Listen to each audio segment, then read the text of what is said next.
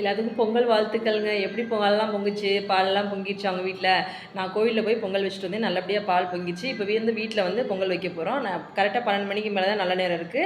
இப்போ வந்து நம்ம பூஜை ரூம்ல வந்து நம்ம பால் பொங்கல் வைக்கிறதுக்காண்டி எல்லாமே ரெடி பண்ணிட்டோம். வாங்க வீடியோக்குள்ள போலாம். பொங்கலுக்கு தேவையான காய்கறிலாம் ரெடி பண்ணியாச்சு. நம்ம பால் வந்து 2 வெண்பொங்கல், ஒரு சக்கரை பொங்கல் அதை நாங்கள் ரெடி பண்ணிட்டோம். எல்லாம் பால்லாம் கலந்து வச்சாச்சுங்க. இப்போ வந்து குலதெய்வத்துக்காண்டி நம்ம வந்து மாயில வச்சு செம்பில் மஞ்சள் தூள் போட்டு ஒரு அகல் விளக்கு ஏற்றி வச்சாச்சு. எப்பவும் மாதிரி நம்ம சங்கு வச்சு அதில் பூ வச்சு நம்ம அர்ச்சனை பண்ணிட்டோம். அதுக்கப்புறம் வந்து காமாட்சி விளக்கு மட்டும் ஏற்றி வச்சுருக்கேன். பொங்கல் வச்சதுக்கப்புறமா நம்ம வந்து குத்து விளக்கு 2 ஏற்றிக்கலான்ட்டு. இப்போ வந்து நம்ம பொங்கல் வச்சதுக்கப்புறமா வந்துட்டு நம்ம வந்து இந்த முக்காலியும் தேங்காய் பழம்லாம் அர்ச்சனை பண்ணி வீட்டில் சாமி கும்பிட்டு குத்து விளக்கு ஏற்றிடணுங்க. இது எங்கள் வீட்டு வழக்கப்படி நாங்கள் இப்படி தான் பண்ணுவோம். ஆனால் வாசலில் தான் பொங்கல் வைப்போம். நீங்கள் எப்படி பொங்கல் வச்சிங்க அப்படின்னு, எப்படி பால் பொங்குச்சுன்னு கமெண்ட்டில் சொல்லுங்கள். பிடிச்சிருந்தா லைக் பண்ணுங்கள், ஷேர் பண்ணுங்கள், சப்ஸ்கிரைப் பண்ணுங்கள். ஓகே, பாய்ங்க.